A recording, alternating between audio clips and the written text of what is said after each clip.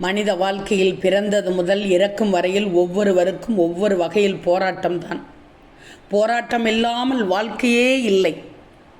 போராடி வெற்றி பெறுவதைப் போல நோக்கமும் இலக்கும் உனக்கான வெற்றியை தீர்மானிக்க வல்லது தங்கமே. எந்த காரியத்தை எடுத்துக்கொண்டாலும் அதை துவங்குவதற்கு முன் நீ அதற்கான இலக்கு என்ன என்பதை புரிந்து அதை நிர்ணயம் செய்து தொடங்குவதுதான் நல்ல ஆரம்பம். இன்று உன்னுடைய இலக்கை நினைச்சிக்கோ. இன்று நல்ல தொடக்கம் உனக்கு.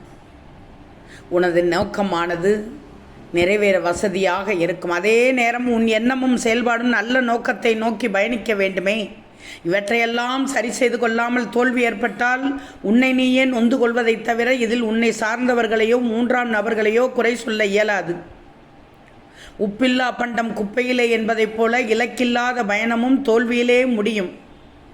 வாழ்க்கையின் முன்னேற்ற படிக்கட்டில் நீ நிதானமாக பயணிப்பதை கோட்டை விட்டு அடுத்தவர் மீது பழி போடவே கூடாது. அது ஆரோக்கியமானதே அல்ல. அதை விட்டுட்டு புலம்புவதால் ஒரு நன்மையும் வரப்போவது கிடையாது.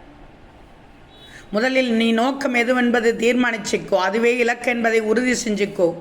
கையில் பணம் இல்லையே, உடலில் வலி இல்லையே, உதவி செய்ய நண்பர்கள் இல்லையே என்றெல்லாம் யோசித்து நேரத்தை வீணாக்காதே. எதற்கும் பயப்படாதே, எதற்கும் தயங்காதே, எந்த இடத்திலும் தயங்காதே. இலக்கை நோக்கி அடியெடுத்து வை. தொடர்ந்து முன்னேறு. சோதனைகள் விலகும், பாதை தெளிவாகும். அதை யாராலும் தடுக்க முடியாது.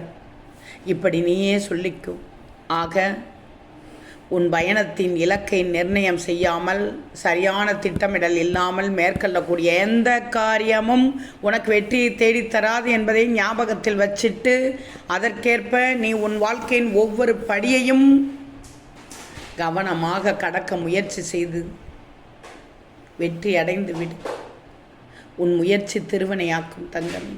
ஆக எங்கும் எதிலும் நிதானம், விவேகம், இலக்கு, விடாமுயற்சி, நேர்மறை சிந்தனை இவற்றை கடைபிடித்து வாழ்வதே சிறப்பான ஒன்றாகும் தங்கமே. அருமையான தகவலை உனக்கு கொடுத்துள்ளேன். இதை பின்பற்றிக்கோ. இந்த நாள் இனிய நாள்.